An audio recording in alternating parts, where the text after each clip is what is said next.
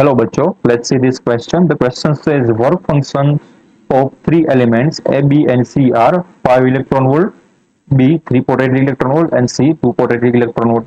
A radiation of wavelength 4125 angstrom is made to be incident on each of these elements. So, in which case that the photoelectrons will not be emitted. तो हमारे पास 3 element है A B C, उसके work function given है. तो हमें बताना है कि जब हम तीनों के तीनों एलिमेंट पर सेम काइंड ऑफ लाइट को इंसिडेंट कराएंगे जिसकी वेवलेंथ हमें गिवन है 4125 एंगस्ट्रॉन, तो किस में से फोटो इलेक्ट्रॉन्स एमिट नहीं होंगे. तो हम इस प्रॉब्लम के में जो कि कंसेप्ट यूज करने वाले हैं वो होगा equation of photo electric effect.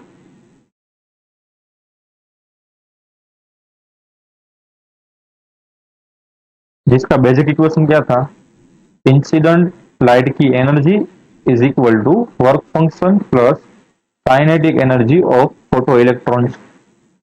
तो अगर मैं काइनेटिक एनर्जी को निकाल दूं, ठीक है, इस इक्वेशन में से, तो हमारे पास रिलेशन क्या बचेगा, तो H F must be greater than phi naught. ठीक है, क्योंकि काइनेटिक एनर्जी अगर इस इक्वेशन में निकाल दूं तो क्या बचेगा कि एच एफ को फाई नॉट से बड़ा होना पड़ेगा. अगर मुझे इस ए वाले इक्वेशन में इक्वल साइन चाहिए तो मुझे यहाँ पर राइट हैंड साइड मुझे काइनेटिक एनर्जी को ऐड करना पड़ेगा ऐसे. तो यहाँ पर ये जो साइन थी वो निकल जाएगी, इक्वल बन जाएगी. ठीक है, तो मेरे पास ये वाली कंडीशन आ गई कि इंसिडेंट रेडिएशन की जो एनर्जी है वो मटेरियल के वर्क फंक्शन से बड़ी होनी चाहिए ऑलवेज, तो ही उसमें से फोटो इलेक्ट्रॉन्स एमिट हो गए. तो देखते हैं कि कौन से वाले मटेरियल में ये कंडीशन फुलफिल होती है. तो हम पहले ए मटेरियल में फाइंड करते हैं. ठीक है, मैंने पहले तो एच एफ फाइंड कर लेता हूँ, एनर्जी ऑफ रेडिएशन. तो एच एफ क्या आएगी, तो मैं पर लिख देता हूँ एनर्जी ऑफ इंसिडेंट रेडिएशन या फिर इंसिडेंट फोटोन, दोनों सेम ही है, is equal to H F is equal to H C upon lambda. क्योंकि हमें एफ नहीं गिवन है तो लेमड़ा गिवन है, तो एच सी बाई लेमड़ा होगा. तो ई, ठीक है, इंसिडेंट एनर्जी की रेडिएशन की एनर्जी हम ई मान लेते हैं, तो क्या होगी 6.626. ठीक है, प्लैंक कांस्टेंट की value -34 times speed of light 10⁻⁸ divided by हमें जो वेवलेंथ गिवन है वो यहाँ पर पुट करेंगे 4125 एंगस्ट्रॉन यानी कि 10⁻⁻10. इसकी वैल्यू क्या आएगी, अब इसको मैंने इलेक्ट्रॉन वोल्ट में कन्वर्ट करना है. ये आंसर आएगा वो जूल में आएगा यानी कि वोल्ट में आएगा, तो मुझे इलेक्ट्रॉन वोल्ट में कन्वर्ट करना पड़ेगा. तो क्या करूंगा, ऊपर नीचे ई से डिवाइड एंड मल्टीप्लाई कर दूंगा. तो मुझे सिर्फ ऊपर में ई चाहिए ताकि हमें आंसर इलेक्ट्रॉन वोल्ट में मिले.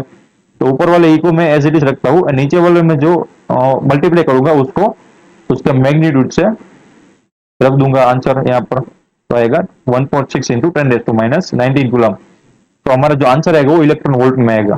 ठीक है, तो अब इसको सिंप्लीफाई करना है. तो क्या है, डिनोमिनेटर न्यूमरेटर में 6.26 times 3 divided by 4125 and further divided by 1.6. तो हमारे पास जो आंसर मिला हम नेक्स्ट स्लाइड में लिखते हैं, energy of incident radiation is equal to 3.01 times 10⁻⁻3. अब टाइम्स क्या बचा, टाइम्स बचा 10⁻⁻34. ठीक है, मैं 10 की पावर को अब लिखूंगा यहाँ पर, और एक है 10⁻8 एंड ये वाले ई को एज इट इज रखूंगा क्योंकि वो अब ई में कन्वर्ट हो गया है. ठीक है, एंड डिनोमिनेटर में बचा 10⁻⁻10 टाइम्स 10⁻⁻19. अब हमें सिर्फ इसकी जो पावर है उसको ही सोल्व करना है. तो ऊपर है -34 -3 एंड +8 एंड जो डिनोमिनेटर में से ऊपर जाएगा तो वो प्लस बना देगा पावर को, तो +10 +19. तो फाइनल आंसर 0 मिलेगा. ठीक है, सारे के सारे वैल्यू कैंसिल आउट हो रही है. तो हमारे पास 3.01 इलेक्ट्रॉन वोल्ट आ गई एनर्जी, इंसिडेंट एनर्जी की, सॉरी इंसिडेंट फोटोन की एनर्जी। तो देखो हमारे पास यहाँ पर मटेरियल की वैल्यू लिख देता हूँ। हमारे पास ए मटेरियल है, बी मटेरियल है एंड सी मटेरियल है। ए मटेरियल की जो वर्क फंक्शन की वैल्यू है वो है 5 इलेक्ट्रॉन वोल्ट, बी मटेरियल की work function value 3.8 electron volt, and जो सी मटेरियल है उसकी वैल्यू है 2.8 इलेक्ट्रॉन वोल्ट। ठीक है, एंड हमारे पास जो ई की वैल्यू निकल के आई वो क्या आई, 3.01 इलेक्ट्रॉन वोल्ट। ठीक है, यहाँ पर मैं लिख देता हूँ E is equal to 3.01 electron volt. तो देखो इन तीनों केस में से किसकी वर्क फंक्शन की वैल्यू इलेक्ट्रॉन सॉरी एनर्जी के कम है, क्योंकि हमारे पास क्या होना चाहिए, ये जो इंसिडेंट रेडिएशन की एनर्जी है वो वर्क फंक्शन से बड़ी होनी चाहिए। तो कौन से केस में बड़ी है, तो वर्क फंक्शन की वैल्यू या सी केस में ही बड़ी है, इसमें छोटी है तो ये एमिट नहीं करेगा। वर्क फंक्शन की वैल्यू ज्यादा है, इसका मतलब ये हुआ। ठीक है ना, एंड इसमें भी वर्क फंक्शन की वैल्यू ज्यादा है, तो जो इंसिडेंट फोटोन है वो इलेक्ट्रॉन को बाहर ही नहीं निकल पाएगा इन दोनों केस में। तो हमारा ऑप्शन कौन सा सही हो गया, सी ऑप्शन, यानी कि सी मटेरियल में फोटो इलेक्ट्रॉन एमिट हो गए एंड ए बी मटेरियल में फोटो इलेक्ट्रॉन एमिट नहीं हो गए। ठीक है, ये जो दोनों मटेरियल है उसमें फोटो इलेक्ट्रॉन एमिट नहीं हो गए। तो I hope you understood it well, best of luck.